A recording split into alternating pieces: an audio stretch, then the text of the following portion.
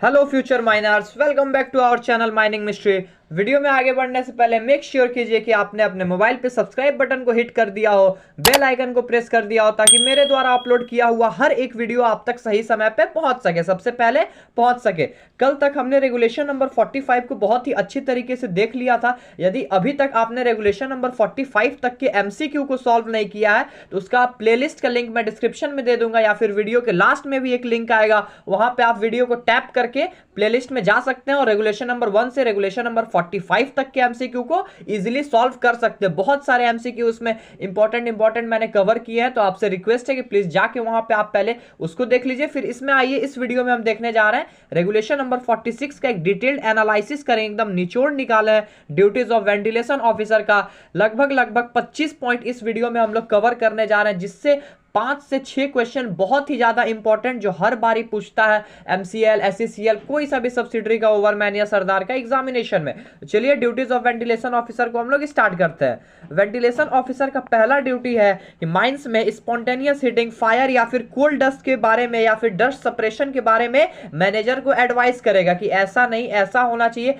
इस तरह से हम लोग कोल्ड डस्ट को और सप्रेस कर सकते हैं, स्पॉन्टेनियस हीटिंग से बच सकते हैं। ये पहला ड्यूटी होता है वेंटिलेशन ऑफिसर का। सेकंड ड्यूटी होता है कि मैनेजर को ये डे टू डे एडवाइस करेगा, हर दिन कुछ ना कुछ सलाह देगा रिलेटेड टू वेंटिलेशन, कोई और टॉपिक पे नहीं, वेंटिलेशन से रिलेटेड कि यहां हम लोग इस तरह से और सुविधा को बढ़ा सकते हैं, यहां पे हवा और तेज करना होगा, इस तरह से डे टू डे हर दिन मैनेजर को क्या करेगा, सलाह देगा।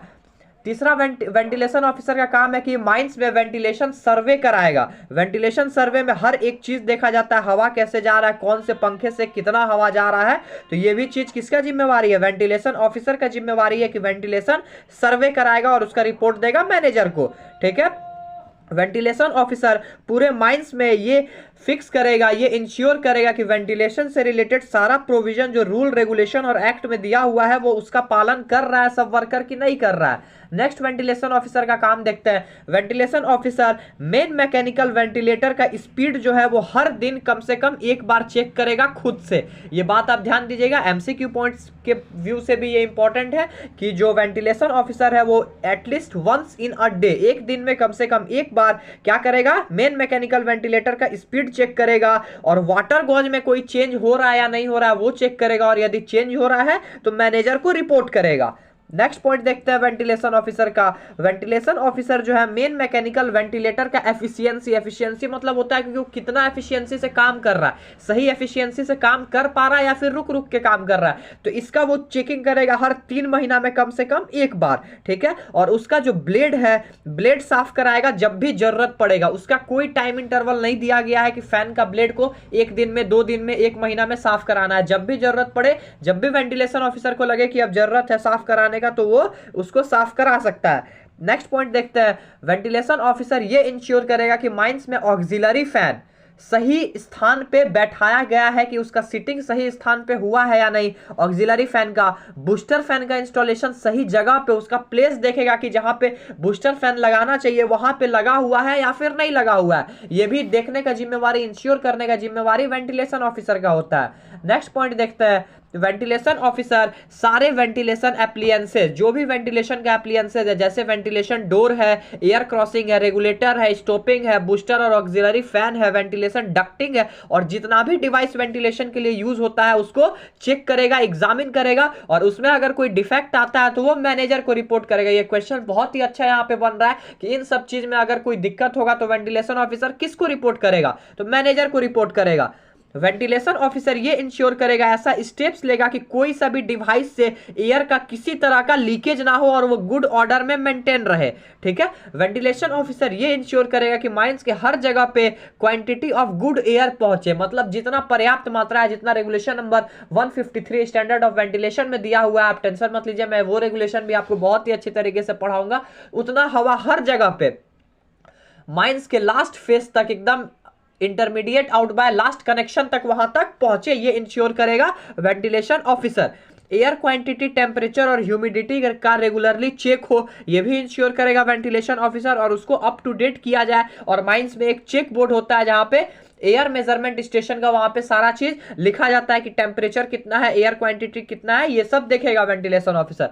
वेंटिलेशन ऑफिसर का नेक्स्ट ड्यूटी ये है कि वो ये इंश्योर करेगा कि जो भी सैंपल माइन से लिया जा रहा है वो विद इन 48 आवर तक क्या हो जाए, उसका एनालिसिस हो जाए। जो भी एयर सैंपल लिया जा रहा है उसको क्या किया जाए, 48 घंटे के अंदर यानी 2 दिन के अंदर उसका एनालिसिस हो जाए। वेंटिलेशन ऑफिसर माइंस में इन्फ्लेमेबल या अदर गैस का भी चेकिंग कराएगा, ऑब्जर्वेशन करेगा। वेंटिलेशन ऑफिसर एक अपना सेपरेट ट्रेसिंग रखेगा जिसमें वेंटिलेशन रेस्क्यू या फिर स्टोन डस्टिंग, डस्ट सैंपलिंग का पूरा प्लान जो है वो अप टू डेट उसमें रहेगा। वेंटिलेशन ऑफिसर का नेक्स्ट ड्यूटी ये है कि वेंटिलेशन सर्किट में या वेंटिलेशन के कोई चीज में भी अगर कुछ भी चेंज होता है, ओल्ड को अगर चेंज करके न्यू करना है कोई भी वेंटिलेशन प्लान में, तो वो तुरंत किसको कांटेक्ट करेगा, सर्वेयर को कांटेक्ट करेगा और उसको चेंज कराएगा वहां पे। नेक्स्ट पॉइंट वेंटिलेशन ऑफिसर का ये है कि बैरोमीटर चेक करेगा रेगुलरली।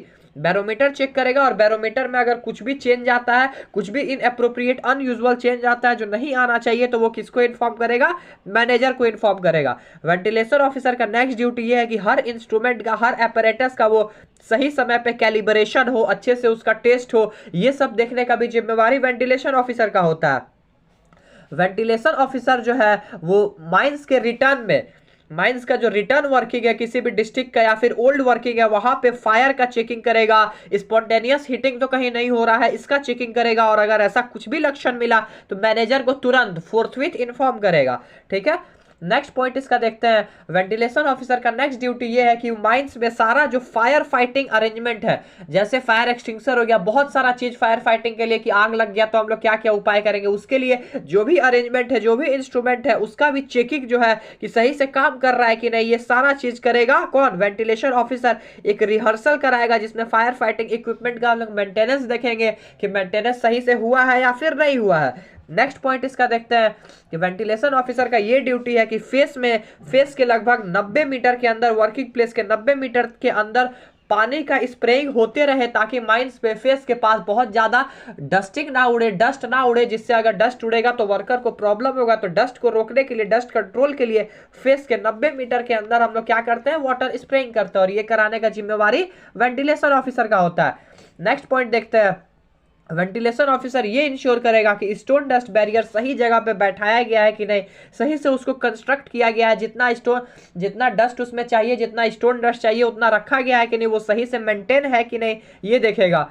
वेंटिलेशन ऑफिसर ये देखेगा कि सारे जगह पे जहां जहां से सैंपल लेना है वहां से लिया गया है कि नहीं। सैंपल कहां कहां से लिया जाता है, माइन रोडवे से लिया जाता है जहां पे एयरबोर्न डस्ट हो सकता है, या फिर जहां से मैनेजर बोलता है। एयर सैंपल लिया जाता है सील्ड ऑफ एरिया से, डीजल इंजन से गाड़ी चलता है उसका एग्जॉस्ट से लिया जाता है, या फिर जहां जहां से मैनेजर बोलेगा वहां से लिया जाता है। लास्ट में क्या करेगा, एक रिकॉर्ड रखा जाता है वेंटिलेशन से रिलेटेड जितना भी चीज है, स्टोन डस्ट बैरियर है, वेंटिलेशन का इक्विपमेंट है, स्पॉन्टेनियस हीटिंग, फायर गैस, जो भी चीज चेक हुआ है उसका एक रिकॉर्ड रखा जाता है जो चेक बोर्ड में मेंटेन करके रखना होगा। तो ये करवाने का जिम्मेवारी भी वेंटिलेशन ऑफिसर का है। नेक्स्ट पॉइंट इसका ये देखते हैं कि वेंटिलेशन ऑफिसर जो है वो मैनेजर को असिस्ट करेगा।